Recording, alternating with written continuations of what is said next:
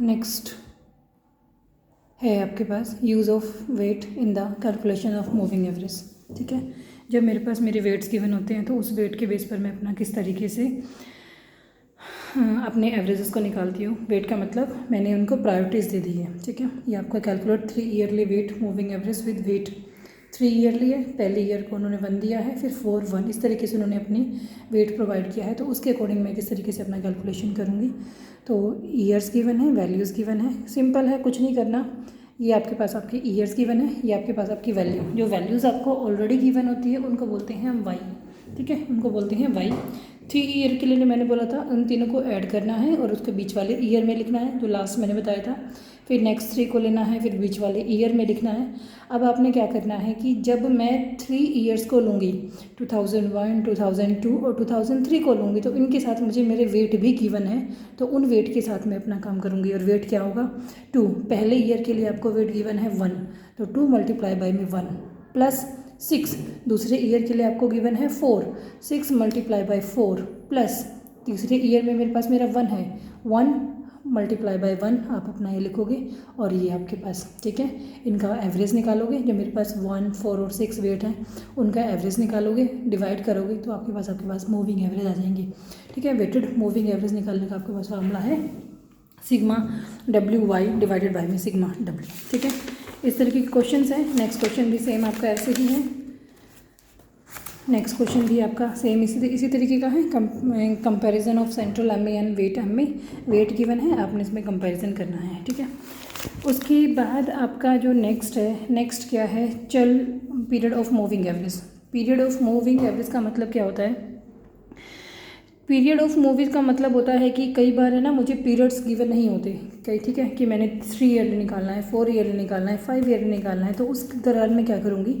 अब मेरे सामने क्वेश्चन है कि मैं कौन सी अवधि को डिसाइड करूँ, 3 को करूँ, 5 को करूँ, 7 को करूँ, 9 को करूँ। तो उस कंडीशंस में हम क्या करते हैं, उस कंडीशन में यह निष्कर्ष लिया जाता है कि चल माध्य की अवधि चक्रीय विचरणों की अवधि के बराबर होनी चाहिए। ठीक है, इसके परिणाम स्वरूप चक्रीय विचरण अपने आप निस्तारित हो जाएंगे। परंतु कई बार चक्र की अवधि किसी श्रेणी में एक समान नहीं होती, तो कभी कभी चक्र पूरा वर्ष मान लेना चाहिए। ठीक है, तो उस कंडीशंस में मैं अपना क्या करूँगी, उस कंडीशन में मुझे अपना जो इनका पीक पॉइंट होगा उस पीक पॉइंट को अपना डिसाइड करूँगी। ये आपके पास आपके क्वेश्चन गिवन है, एवरेज निकालनी है। ये आपका ईयर गिवन है, आपकी एनुअल सेल गिवन है, आपका ईयर गिवन है, आपकी एनुअल सेल डायग्राम पे आप ड्रॉ करोगे। ये नीचे आपका एक्स एक्सिस पर आपके ईयर्स आएंगे, आपकी जितनी सेल है वो आपके पास आपके वाई एक्सिस पे आएंगी। आप फ्री हैंड बनाते चले जाएंगे। ठीक है, फ्री हैंड बनाते चले जाएंगे। यहाँ पर जो आपका पीक ईयर होगा, पीक ईयर बेसिकली क्या, 42 से 49, 49 से 50, फिर 45, फिर 58, इनको मैं अपना डिनोट करूँगी और डिनोट करके अपना एक अलग से टेबल बनाऊँगी। ठीक है, डिनोट करके अपनी एक टेबल बनाऊँगी और उस टेबल में क्या लिखूँगी, ये जितने भी मेरे पास था, ये मेरे पास मेरा पीक ईयरली है। पीक ईयर कब आया, 3 साल बाद आया। ठीक है, ये 3 साल मैंने कैसे अपना मेंशन किया, 45 से 49, 42 था, 1 2 3 के बाद आया, नेक्स्ट 1 2 3 के बाद आया। तो इस तरीके से मैंने अपना क्या किया, जितने भी ईयर्स हैं ये अपने ईयर्स लिख दिए। ये 3, ये 5 2 3 2, इन सब का एवरेज निकाला, इन सब का एवरेज निकाला। ठीक है, एवरेज निकालने पर बेसिकली क्या आया, 3 5 2 3, इन सबको एवरेज निकाला 3। तो बेसिकली क्या है, 3 ईयर मूविंग एवरेज है। अब मेरा क्वेश्चंस फुल फ्लैश हो गया। 3 ईयरली मेरे को पता लग गया कि जो मेरा ट्रेंड है वो 3 ईयर का है। तो अब जो आगे वाला क्वेश्चन है बिल्कुल सेम, आपके पास आपका ईयर गिवन है, आपके पास आपका सेल्स गिवन है, आपने 3 ईयरली मूविंग एवरेज को फाइंड आउट करना है। ठीक है, उसके बाद नेक्स्ट क्वेश्चन भी ऐसा ही है। ये आपके पास आपका शॉर्ट टर्म फ्लक्चुएशन है। शॉर्ट टर्म फ्लक्चुएशन का मतलब क्या होता है कि जो शॉर्ट टर्म फ्लक्चुएशन का मतलब है कि जो मैं क्या करती हूँ, जितने भी मेरे पास मेरे ओरिजिनल डाटा हैं, उस ओरिजिनल डाटा में से ट्रेंड वैल्यू को माइनस करने के बाद जो वैल्यू मेरे पास आएगी वो मेरे पास क्या, मैं जो वाई मेरे पास मेरा ओरिजिनल डाटा है उसमें से टी जो मैंने अभी निकाला ट्रेंड वैल्यू, उसको मैं माइनस करूँगी। माइनस करने के बाद जो मेरे पास इन्फॉर्मेशन आएगी वो इन्फॉर्मेशन मेरे पास मेरी क्या होगी, बेसिकली मेरा शॉर्ट टर्म फ्लक्चुएशन होगा। ठीक है, ये मेरे डाटाज गिवन है, ये मेरा प्रॉफिट्स गिवन है, 3 ईयरली का मैंने निकाला, ये मेरे पास मेरा रिजल्ट आया, उसको माइनस किया तो ये मेरे पास मेरा डिफरेंस आया। तो ये डिफरेंस ये आपने इसमें निकालना है। ठीक है, उसके बाद आपका नेक्स्ट और लास्ट मेथड है आपका लीस्ट स्क्वायर मेथड। इसको थोड़ा ध्यान से देखना, ठीक है। थोड़ा कैलकुलेशन मैथमेटिक वाली है, जो 10th में हम कैलकुलेशन करते थे बिल्कुल वैसी ही कैलकुलेशन होगी, लेकिन उस कैलकुलेशन को करने से पहले मुझे इसका बेस क्लियर होना चाहिए, और बेस करने के लिए मुझे इसके कुछ फॉर्मूलेज हैं उनके बारे में पता होना चाहिए। लीस्ट स्क्वायर मेथड आपका एक सिंपल और आसान तरीका है। लीस्ट स्क्वायर में मेरे पास मेरी इक्वेशंस बनती है, और उस इक्वेशन के बेस पर मैं अपना निकालती हूँ। किसी टाइम सीरीज़ में ट्रेंड को मापने की यह महत्वपूर्ण और सर्वश्रेष्ठ विधि है।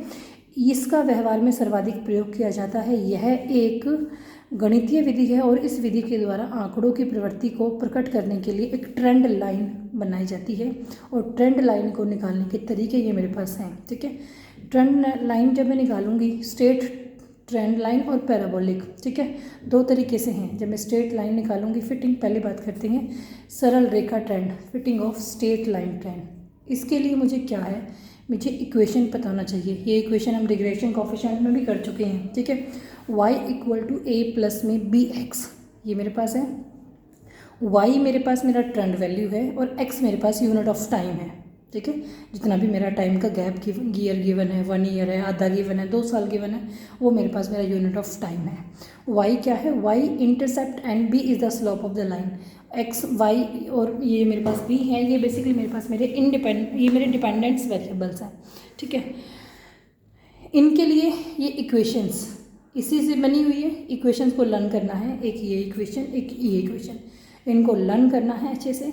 Sigma y equal to NA plus b sigma x, और second equation sigma XY equal to A sigma x plus b sigma x square, ठीक है। ये आपने अपना इक्वेशन को सॉर्ट आउट करना है।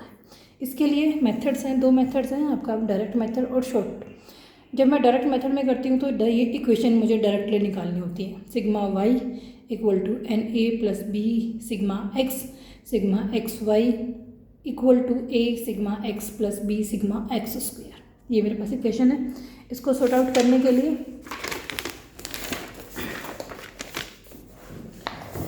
इनको जब मैं सॉर्ट आउट करूँगी, सॉर्ट आउट हम देखते हैं क्वेश्चंस में ही देखते हैं किस तरीके से सॉर्ट आउट किया जाएगा इसको।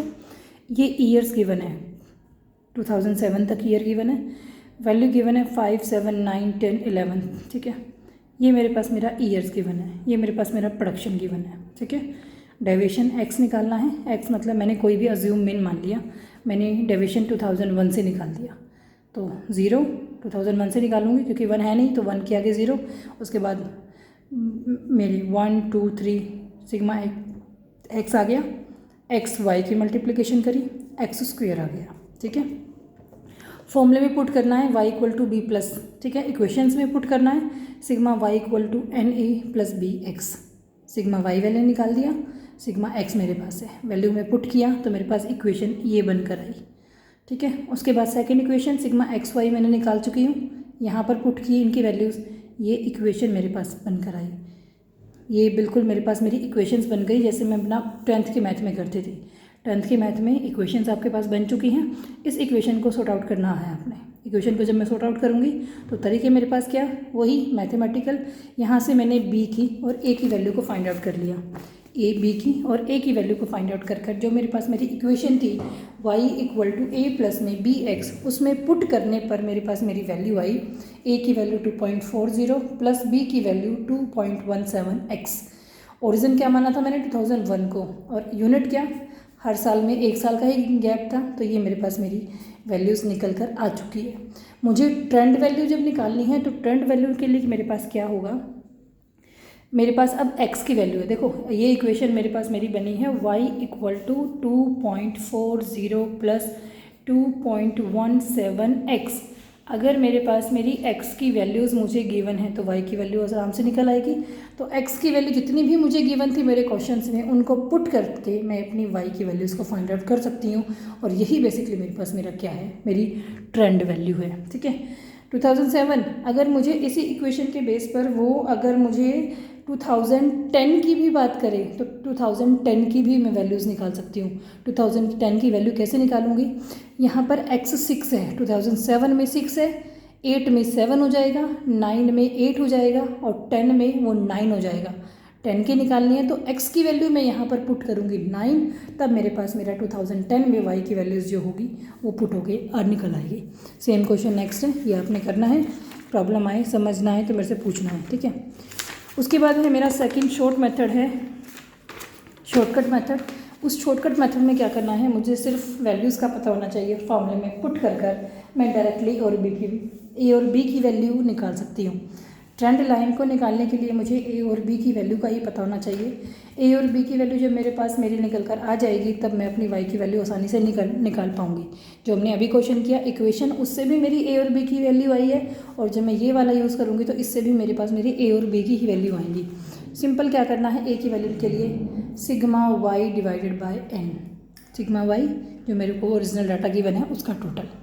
बी की वैल्यू के लिए सिग्मा एक्स वाई, जो डाटाज हैं स्टेप वही होगा, बस इक्वेशन थोड़ी सॉर्ट आउट नहीं करनी मुझे, एक्स वाई डिवाइडेड बाई में सिग्मा एक्स स्क्वायर, ठीक है। इसमें दो समस्या आएंगी। दो समस्या क्या, जब मेरे पास मेरे ईयर्स की संख्या, नंबर ऑफ ईयर मेरे पास ओड है, और जब नंबर ऑफ ईयर मेरे पास मेरा इवन है। जब नंबर ऑफ ईयर मेरे पास ओड है तो उसको क्वेश्चन को करने का तरीका क्या होगा, जब नंबर ऑफ ईयर मेरे पास मेरा ओड है 5 7 9 है, ये क्वेश्चन आपको गिवन है, 1 2 3 4 5 6 7 ये आपको गिवन है। एस्टिमेट ट्रेंड वैल्यू 2010 की भी निकालनी है, जो मैंने अभी तुम्हें पहले बता दिया। ये मेरे पास मेरा ईयर है, ये मेरे पास मेरा प्रोडक्शन है, बीच वाले ईयर को आप ले लो, बेस मान लो, एक्स निकाल दो, सिंपल बिल्कुल वही तरीका, निकल आया, कोई डिफरेंस नहीं। ये मेरे पास है 2009 तक की, उसने 2010 की मांगी है तो x की वैल्यू +4 हो जाएगी। x की वैल्यू +4 को पुट कर देखो ये किया हुआ है, x की वैल्यू को 4 पुट कर मैं अपनी वैल्यूज़ को फाइंड आउट कर सकती हूँ, ठीक है, कोई प्रॉब्लम नहीं। ये नेक्स्ट भी 5 ईयर के लिए है, 1 2 3 4 5, तो ये भी आसानी से हो जाएगा। प्रॉब्लम आएगी जब मेरे पास मेरा इवन होगा। ये आगे क्वेश्चन आपका ये भी ऐसे ही है, ठीक है। यहाँ पर है कि जब मेरे वर्षों की संख्या सम हो, सम मतलब 1 2 3, इस क्वेश्चन में जब मैं लिस्ट स्क्वायर का यूज़ कर रही हूँ तो मेरे पास 8 ईयर है, 1 2 3 4 5 6 7 8 ईयर है, तो उनका यूज़ मुझे करना है। जब मैं 8 ईयर का यूज़ करती हूँ तब मेरे पास मेरा करने का तरीका क्या होता है, जो मेरे पास मेरे मिडिल ईयर है ना, उन्हीं को मैं यूज़ करती हूँ और उन मिडिल ईयर के डिफरेंस को 0.5 में कन्वर्ट कर देती हूँ, ठीक है। क्या मैंने लिया 2 4, इन दोनों के बीच में आना चाहिए ना, इसका एवरेज ले लेती हूँ। 2004 और 2005 के बीच में जो ईयर आया, इसका मतलब मैंने आधे साल को बेस मान लिया, और 2004.5 मेरे पास मेरा एक्स डेविएशंस वहाँ से लूँगी और 0.5 में मेरी कैलकुलेशन होगी, उस कैलकुलेशन को मैं 2 से मल्टीप्लाई कर दूँगी, ठीक है। और सेम क्वेश्चन बिल्कुल ऐसे, और यहाँ पर क्या हो जाएगा, ओरिजिन वैल्यू 2000.4 होगी और एक्स यूनिट मेरे पास, इनका डिफरेंस बेशक से 1 साल है, लेकिन मैंने अपना सॉल्यूशन करने के लिए क्या किया, इनको हाफ़ किया है, तो मेरे पास हाफ ईयर इनकी यूनिट हो जाएगी। इस तरीके से अपनी वैल्यूज़ को पुट करो और आपका ये हो जाएगा सॉर्ट आउट, ठीक है। ये क्वेश्चंस आपने करने हैं, ये इंपॉर्टेंट टिपिकल आपके एग्जाम्पल शुरू हो गए, ठीक है।